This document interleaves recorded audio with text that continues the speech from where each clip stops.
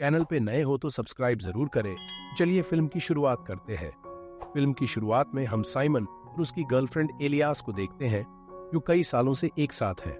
Simon एक painting artist है। वो एलियास को अपने घर लेकर जाता है। दोनों बहुत खुश होते हैं। जब वो साइमन के घर के लिए निकलते हैं तो साइमन रास्ते में कार में एलियास का हाथ का ड्राइंग बनाता है। उसे देखकर एलियास बेहद खुश हो जाती है। काफी देर ड्राइव करने के बाद वे साइमन के घर पहुंचते हैं, जहां एक पार्टी चल रही थी, क्योंकि साइमन के पिता कार्ल का बर्थडे था। बहुत सारे लोग वहां मौजूद थे और सभी मिलकर बर्थडे सेलिब्रेट कर रहे थे। इस बीच हम जानते हैं कि साइमन के परिवार में लगभग सभी लोग डॉक्टर हैं, लेकिन साइमन पेंटिंग में अपना करियर बनाना चाहता है, जो मेहमानों को थोड़ा अजीब लगता है। एक रिश्तेदार साइमन को डॉक्टर की पढ़ाई करने की सलाह देता है। ये बात सुनकर साइमन के पिता कार्ल उस पर हंसते हुए कहते हैं, तुम वही करो जिसमें तुम्हारा मन लगे। पार्टी में सोनजा भी मौजूद थी, जो कि कार्ल की पर्सनल सेक्रेटरी है। साइमन की माँ एग्नेस सोनजा को बिल्कुल भी पसंद नहीं करती, क्योंकि उसका पति कार्ल सोनजा के साथ अफेयर में था।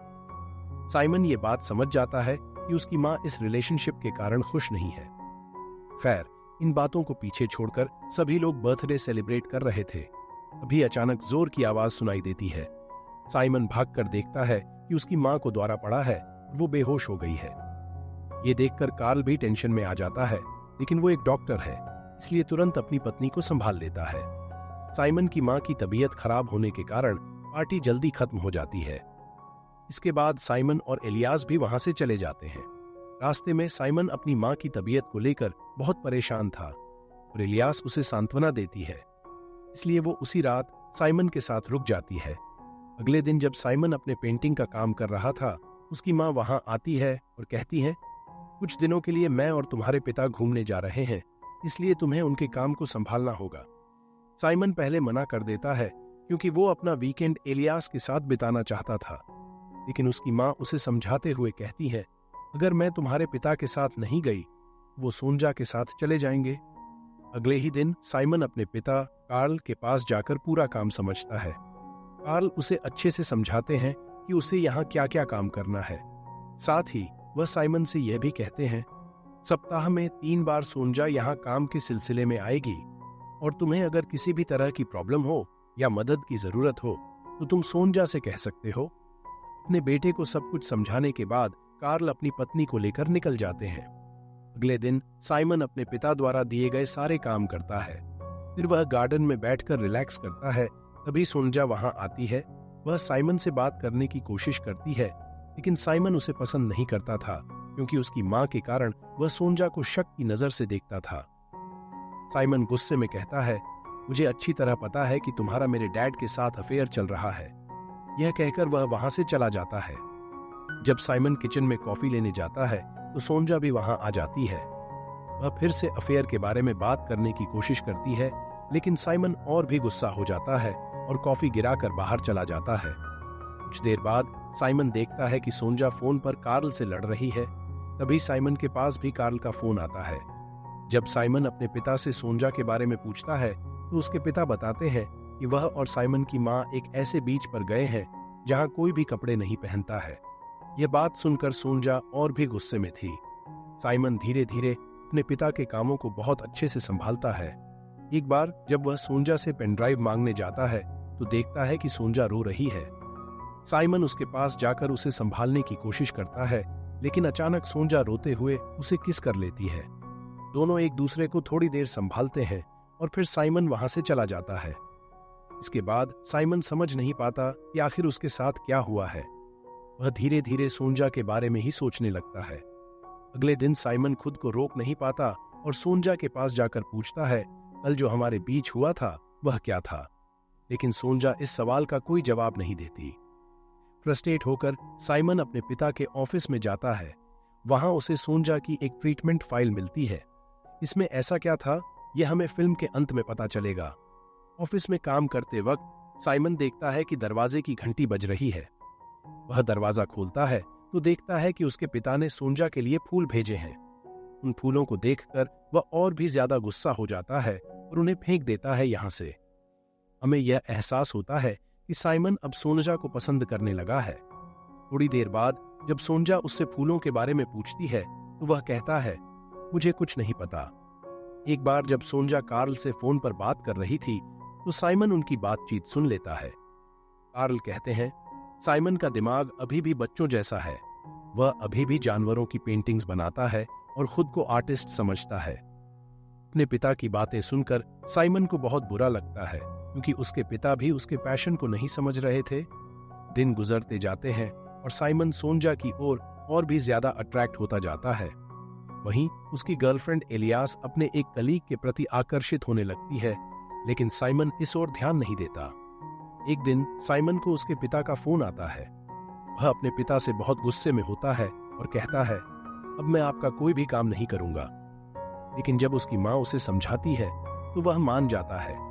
इसके बाद साइमन घर आता है और देखता है कि सोंजा भी वहां मौजूद है। सोंजा उससे एक फाइल मांगती है। साइमन फाइल उसे देता है और उसके रूम में चला जाता है। वह देखता है कि सोंजा फिर से रो रही है, क्योंकि वह फाइल उसी की थी और साइमन ने उसे पढ़ लिया था।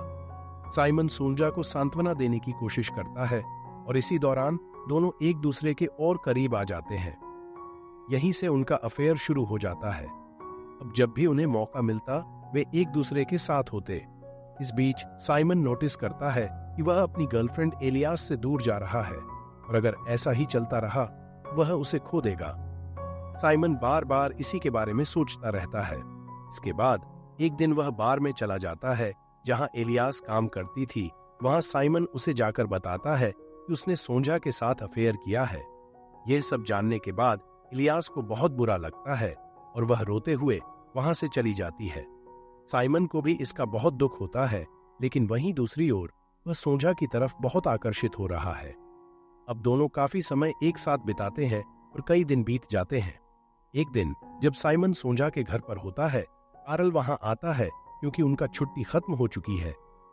कार्ल साइमन से पूछते हैं, तुम सोंजा के घर पर क्या कर रहे हो? सोंजा बताती है कि साइमन ब्रेकअप से गुजर रहा था, इसलिए वह यहां आया था। इसके बाद साइमन अपने घर लौटता है और उसे एहसास होता है कि उसने कितना गलत किया है और किस तरह से उसने अपने लंबे रिलेशनशिप को सोंजा के कारण खत्म कर दिया है। यह सोचते हुए साइमन को पैनिक अटैक आ जाता है और वह शराब पीने का सोचना शुरू करता है।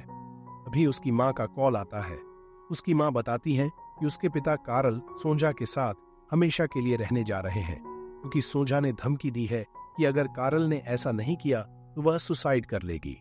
साइमन की माँ कार्ल को रोकती है, लेकिन वह नहीं मानता। जब साइमन घर पहुंचता है तब तक कार्ल जा चुका होता है और उसकी माँ अकेले रो रही होती है।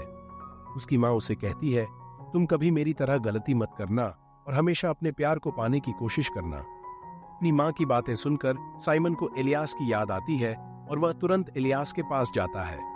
वह एलियास से माफी मांगता है और उसे मनाने की कोशिश करता है, लेकिन एलियास उसे माफ नहीं करती और उसे अपनी जिंदगी से चले जाने के लिए कहती है। इन सब के बाद साइमन घर आता है और खुद को टूटता हुआ महसूस करता है, जैसे उसने सब कुछ खो दिया है। उसे पैनिक अटैक आता है और वह बेहोश हो जाता है। जब उसकी आंखें खुलती हैं तो वह हॉस्पिटल में होता है और उसके सामने उसके पिता खड़े होते हैं। कार्ल कहता है, मैं तुम्हारी माँ से अभी भी बहुत प्यार करता हूँ, लेकिन मैं अब सोंजा के साथ रहना चाहता हूँ। यह कहकर वह वहां से चला जाता है। काफी समय बीतने के बाद साइमन ने मूव ऑन कर लिया है और अब अपने आगे की पढ़ाई पर ध्यान केंद्रित कर रहा है। एक दिन वह अपने पिता के बुक लॉन्च पर जाता है और जानता है कि सोंजा प्रेग्नेंट है।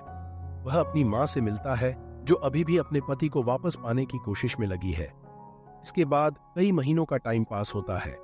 एक पार्टी के दौरान सोंजा को बच्चे के साथ देखा जाता है, जो उसकी खुशी की वजह है।